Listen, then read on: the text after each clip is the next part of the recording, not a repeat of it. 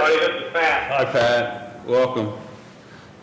So, Thank you. we were just talking football. So, I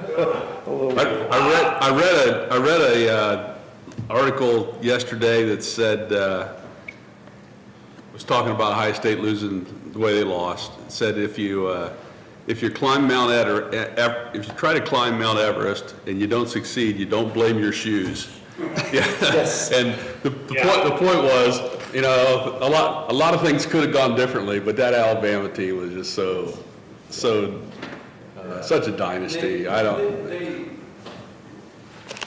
We've always had linebackers. That looked like the whole team ready for pro football. Where they would have that wide receiver come in and then spread out to the side. Nope. No chance. You just could not hang with But him. we had to go to that 5-4, which made 4 linebackers. We didn't have a choice. Right. Yeah. We lost it there. So I was thinking about the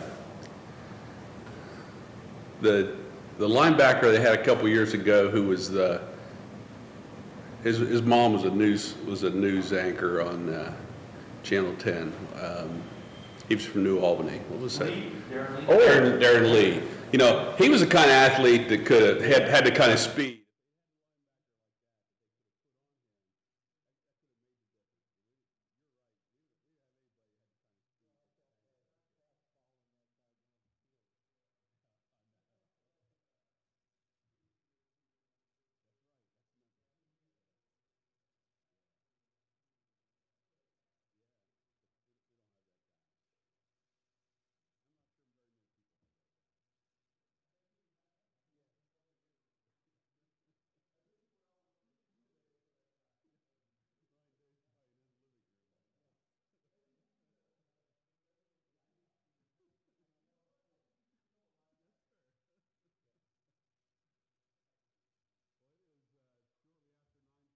I'll call our January meeting of the Delaware County TID to order and ask that you stand and join me in the pledge. I pledge allegiance to the flag of the United States of America and to the republic for which it stands, one nation, under God, indivisible, with liberty and justice for all.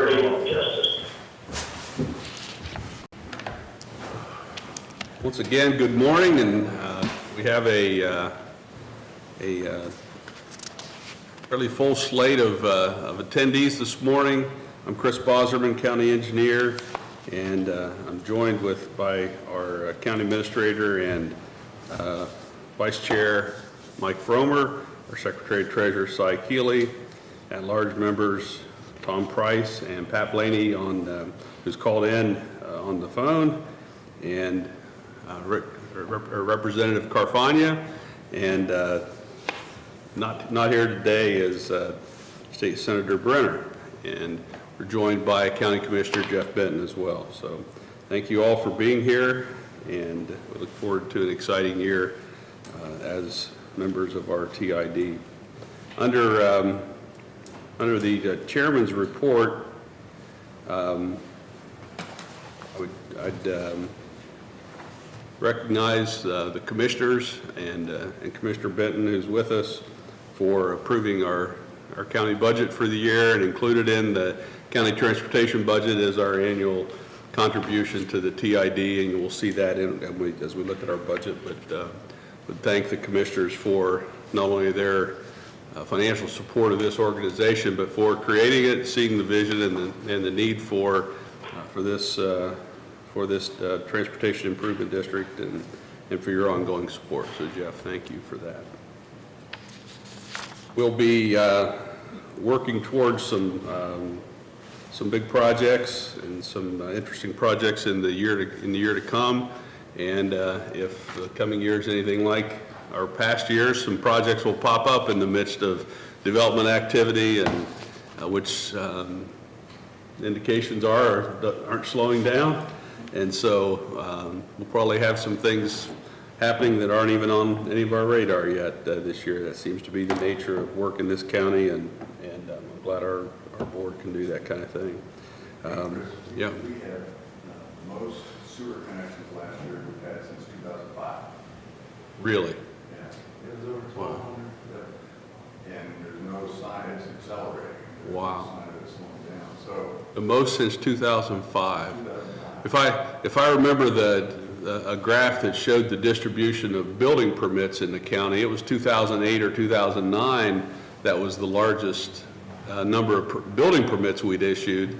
So I wonder how that if we won't see a similar correlation. Code So, compliance was, or building safety was way up too as well. So, yeah. the 21 was looking like a very active year. Wow. I guess that's good to, I was going to say good to know, but it's interesting to know. Well, It's your challenging. It's What's your projections for this year? What did Tiffany have? About the same, I think. Yeah, there's a lot of stuff on the books. Yeah.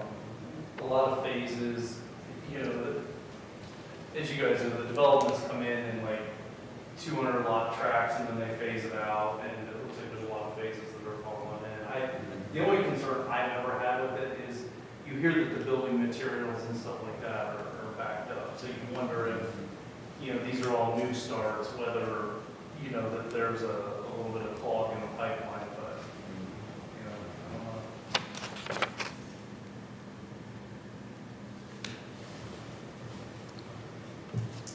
the only other thing I'll report is that we'll have some discussions this month. Rob and I will with some of the people involved with 3671 interchange project to talk about getting the engineering moving on that. And so that's a meeting I'll be reporting back to you in more detail on once that happens. And, there's an item for an expenditure there within our budget that we can talk a little bit more about when we get to that. So I think looking forward to an exciting year. And with that, I'll ask Cy to give us the Secretary Treasurer's report. Our ending cash balance in December was $5,578,781.10. And then we'll talk about the budget when we get to it. I'd entertain a motion to accept the Treasurer's report. So moved. This is Pat. So move or second, whichever. Got a motion from Tom Price and a second from Pat Blaney. Any further discussion? All in favor say aye. Aye. Aye. Opposed? Motion carries. Any updates or comments from our board members?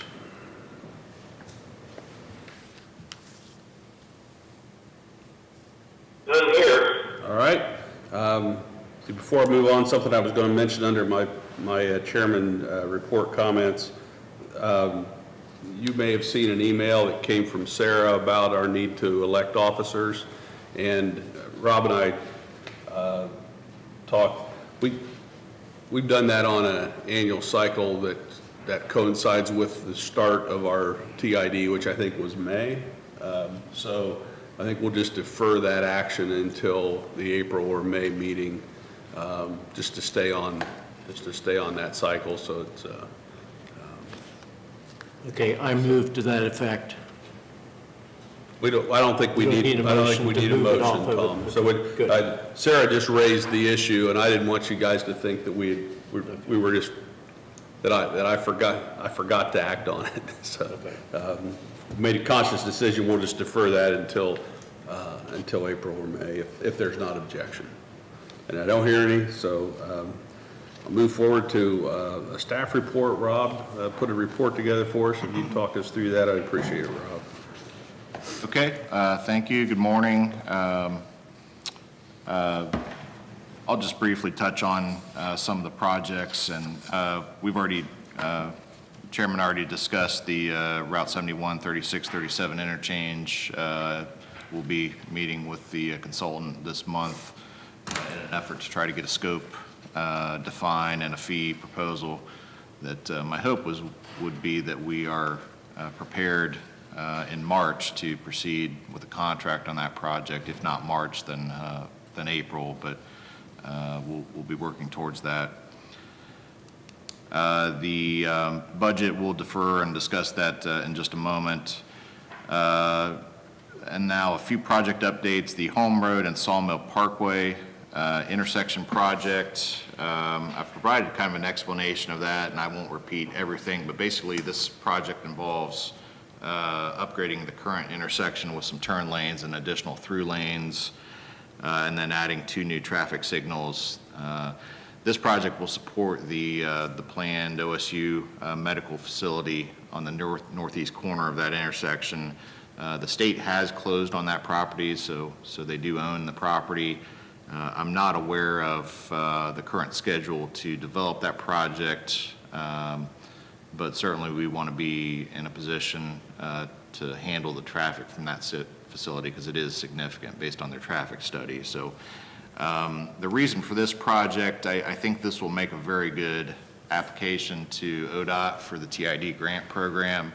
The job creation, the type of job creation, and the type of work we're doing to expand capacity, I think will fit pretty well within their grant program, check off a lot of the boxes that they look for. So my proposal would be that we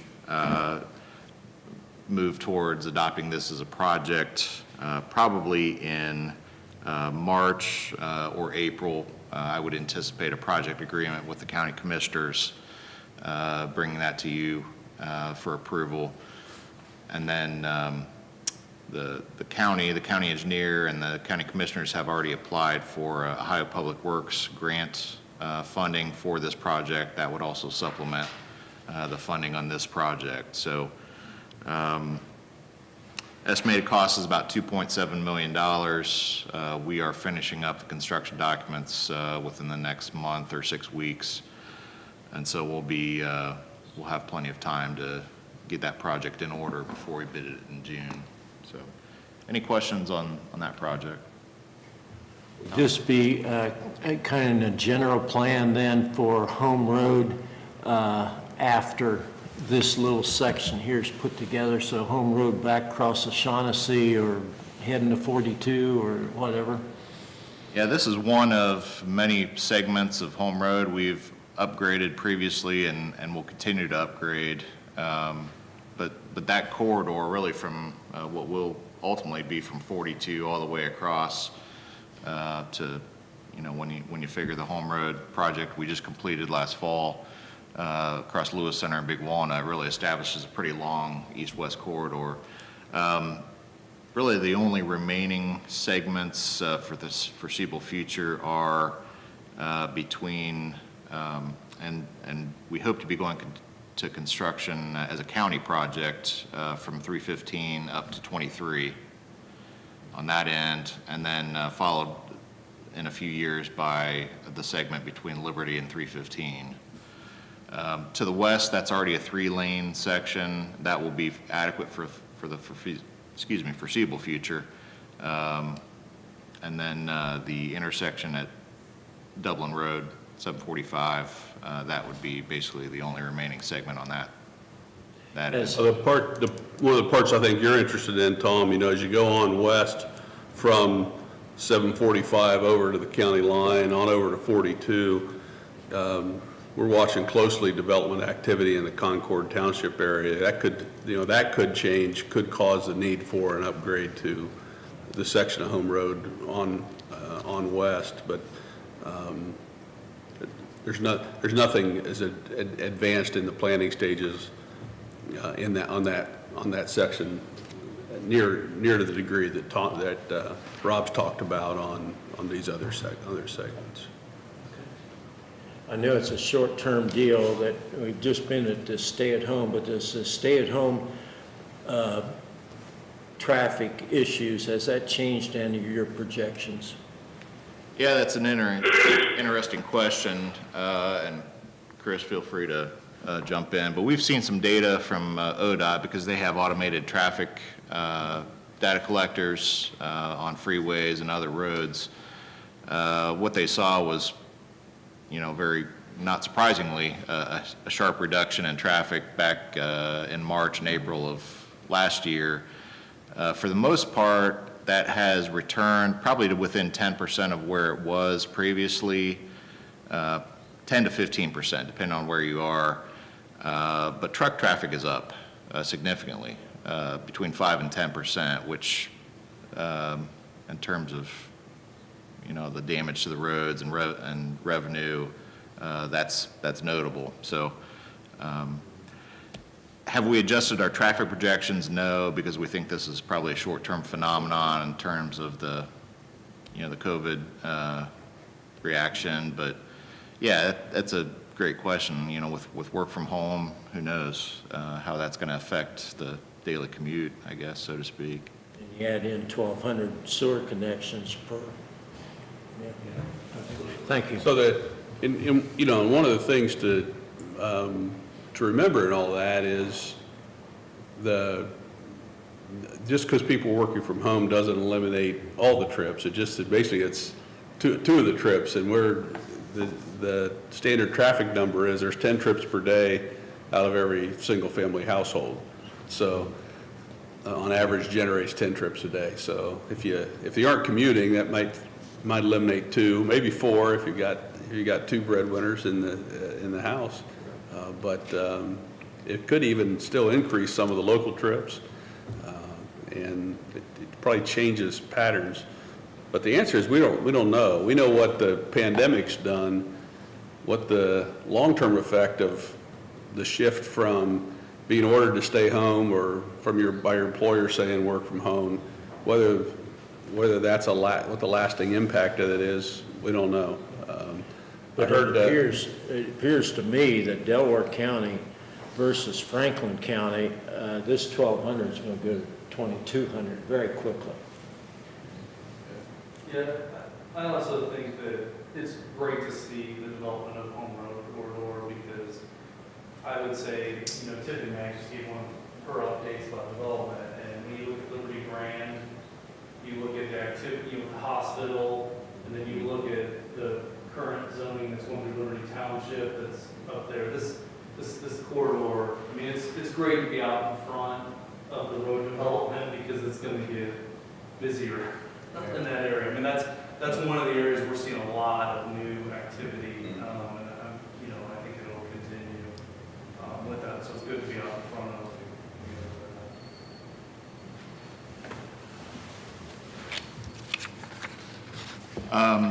So if there's no further questions on that project, just touch on very briefly the projects we've completed and have underway. Home Road Extension, we have an upcoming resolution on the agenda to certify completion of that.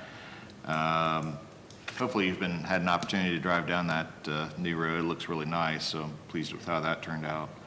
Hyatt's Road in 23, that project is behind schedule, unfortunately. We have had some utility delays, I should say had utility delays this past fall that impacted the installation of the sewer.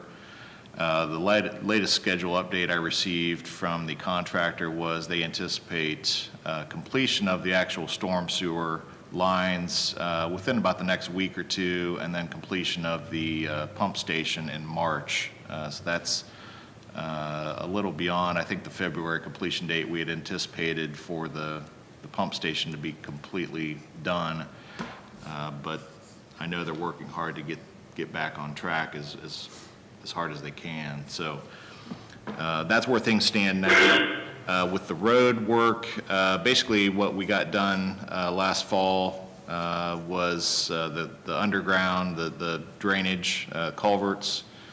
We did not get any of the road widening done. We got the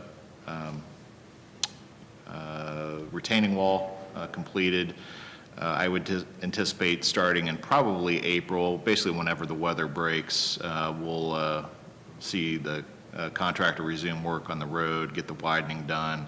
There's probably 4 to 6 weeks worth of work done, or excuse me, work remaining once they get up and moving again on the road. But we'll close that again. That's correct. We've asked them not to do that work in the winter because it takes basically twice as long when you're dealing with frozen subgrade, and it's just not worth the additional cost and effort and impact to the traveling public. So we'll wait till the weather breaks, get it done quickly. So that's where things stand on Hyatt's Road. And then the North Road extension, that project is planned to start in the spring as well. That's probably about 3 months' worth of work. I would anticipate Savco will be starting work probably in May, maybe April, with the roundabout work starting in June. And that intersection will be closed for about 6 to 8 weeks with everything wrapped up by August. So we're still on track for August completion to meet the needs of the school, the new school, which actually looks like a school now if you've been by there. So anyway, so that's a report on the current projects we have. And the only other thing I have would be that the February meeting, I would not anticipate a need for that. So if leave it to your board's pleasure, but I would recommend we consider canceling that meeting unless there's other business I'm not aware of. That is my report. Thank you, Rob. Any other questions for Rob on this report? Hearing none, let's roll right into the budget discussion. Oh, go ahead. This is a little bit of history. I noticed on the home road of Sawmill Parkway, you mentioned of Castle Blaney Lane. That's my ancestral home in Ireland, is Castle Blaney. How did And of course, it's spelled with 2 Y's and not one. how did you finagle that road name into existence in Delaware County? I have no idea. Just like I have no idea how Blaney Road ended up in Delaware County either. I know you're fairly aged, Pat, but I think Blaney Road probably predates you. I think you could have passed on that one. Castle Blaney, I'm not so sure about that.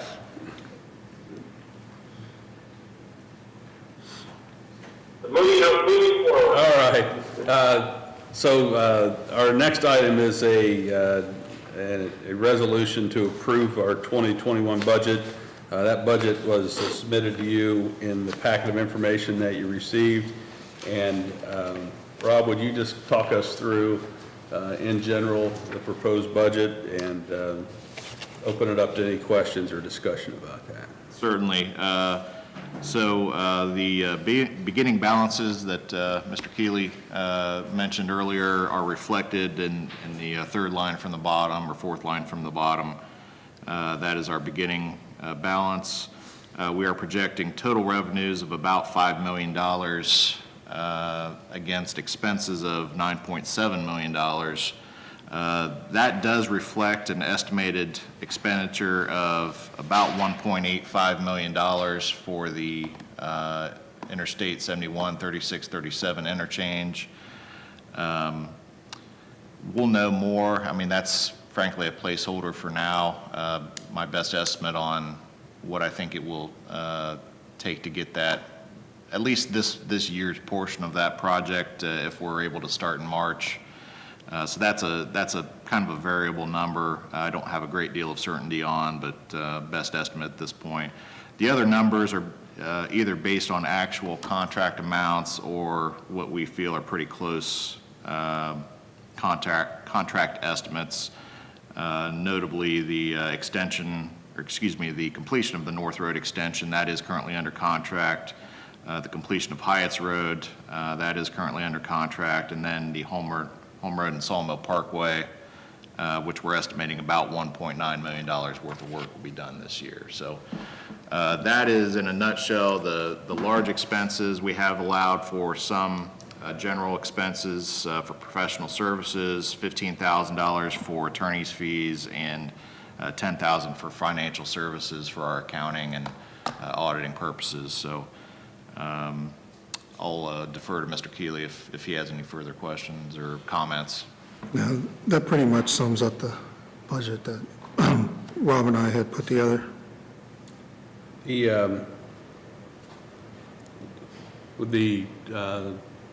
budget shows something that we anticipated to be one of the benefits of the TID was collecting a fee for projects, administration fee, and accumulating those fees for availability for us to use on future projects to be actually a revenue generator and not just collecting money and transfers from the commissioners or from development. And so, we're seeing in the fees and interest revenue category, $350,000 of revenue that will continue to build, and we'll see the opportunity at times to start using that money in a way that's strategic toward economic development or key projects. So I just wanted to point out that being reflected in our budget is a significant thing. In addition to that, the funding source you guys talked about from ODOT, showing $450,000 of grants from that program too. So yeah, that's fantastic. Additional resources. You'll note there's a transfer of $500,000 shown. It's basically a transfer out of the general fund into the capital fund. That's basically what you just mentioned, Chris, was the accumulation of the administrative fee basically being transferred back to the capital fund for use on future projects. So that's how we're tracking that internally. I've talked with Cy about that, and that's basically how that will show up. We post the revenue to the general fund, and then as needed, we'll transfer it back to the capital fund. So the general fund, that zeroed that out then? Not zeroed out. We'll end the year at about $38,000. Zeroed out. So, yeah, I don't believe we'll need more than 500,000 of that. Obviously, we can transfer the rest of that 38 if needed, but I would anticipate that pattern moving ahead as we collect administrative fees on these projects. They'll be posted to the general fund, and then we can always transfer that money as needed.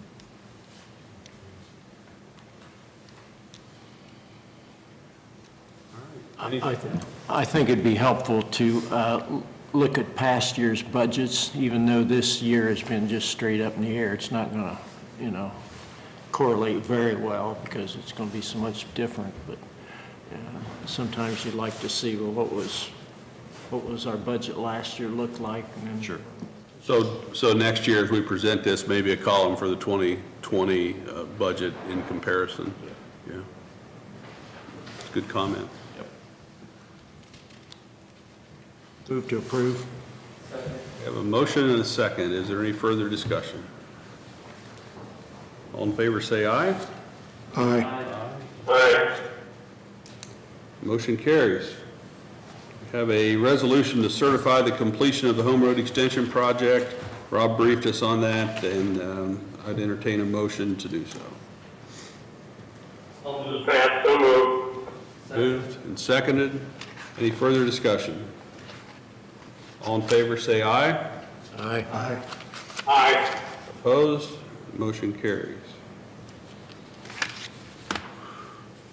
Based on Rob's report and comments, I'd entertain a motion to cancel our February 10th meeting. So moved. Pat, so moved. Moved and seconded. Any further discussion? All in favor, say aye. Aye. Opposed? Aye. That motion carries. Under other business, I wanted to recognize Representative Carfagna and congratulate him on his leadership position that he was elected to in the House. And that is a compliment to you personally, and it's a benefit to us as a county. And we're proud of you, and we appreciate what you do for us. I really appreciate it. Thank you. I also wanted to highlight the leadership that you've shown. You pulled together a meeting with ODOT for us at the county level and brought a lot of credibility to that and helped ODOT see that there's a unified And the next one's mindset coming up. for us. The next Yes. one's coming up. Yeah. I was talking with my aide yesterday about this. We kind of said, we had earmarked that Friday, I forget which one, I don't know if it's next Friday or the following Friday. I've got it on my calendar, so I knew it was Yeah, coming up, so yeah.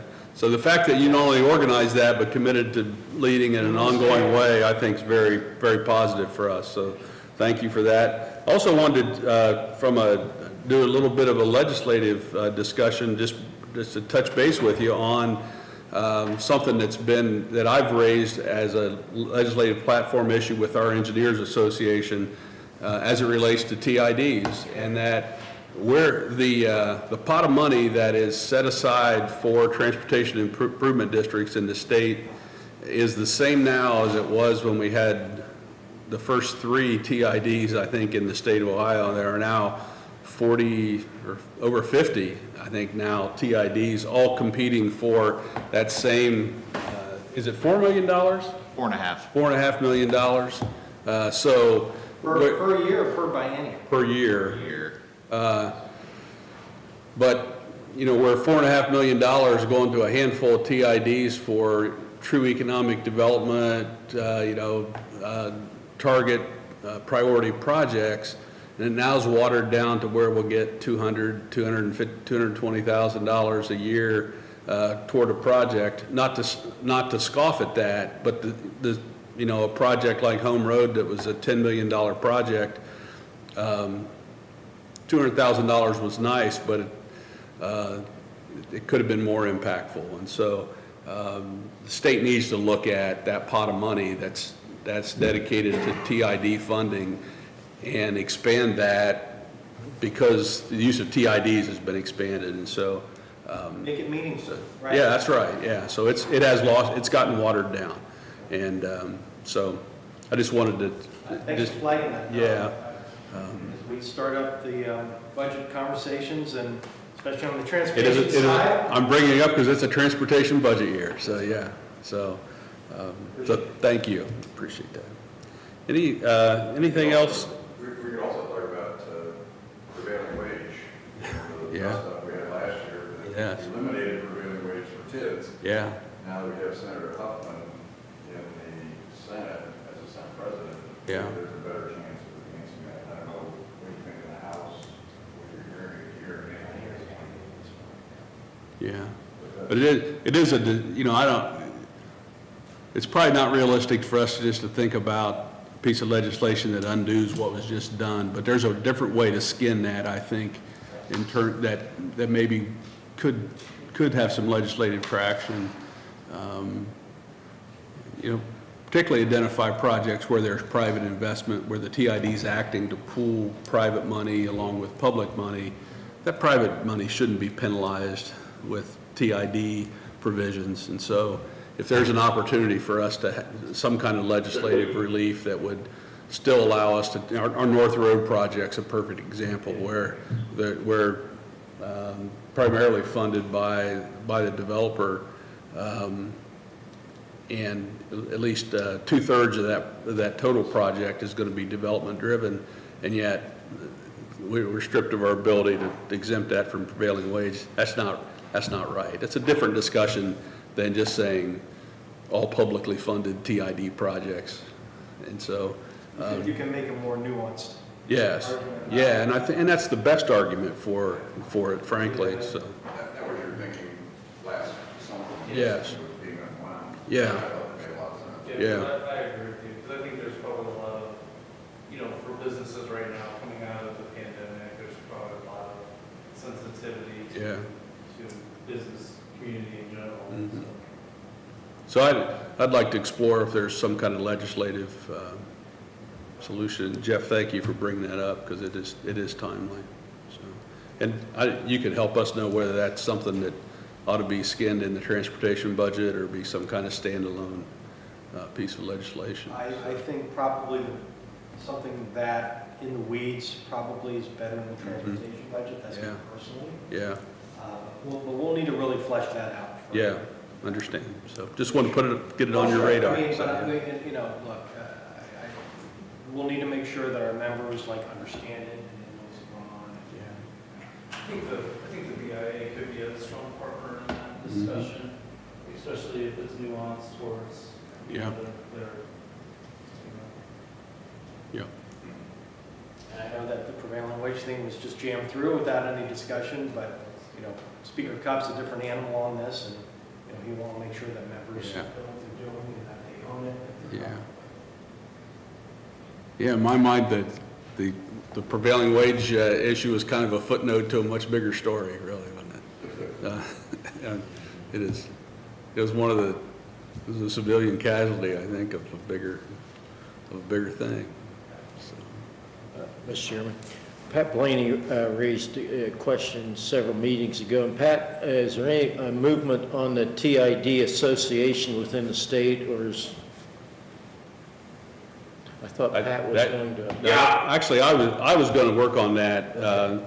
Our County Engineers Association meets I was going to try to do that in December with our association. It was a virtual meeting, and it really didn't have the networking opportunity to do that. We are going to hold a conference in February that's scaled down, but in person, socially distant, and I'll have a chance to talk to some of the other TID engineers about that issue. So I can hopefully report back to you in March about that. Thank you. Yeah, Chris and I chatted about that a little bit, and it seems like the vehicle, since all the county engineers are involved in all these pits, it seems to be an easier way to get legs if it comes as a subset out of the County Engineers Association, because they've already got a big presence there at the State House.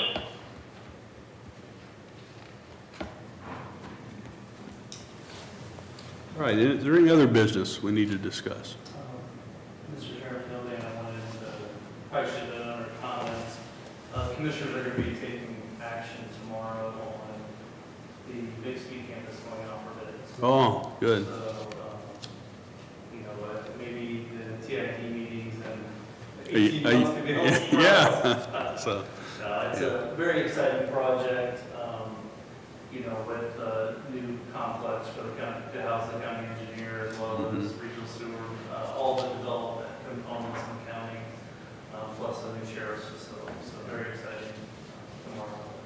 Keep putting that out for bid. So. along those same lines, you got a move coming up soon, right? I don't even want to talk about it. Jennifer and I are probably going to lose our mind on it. Okay. Apparently it's happening Friday. We'll see.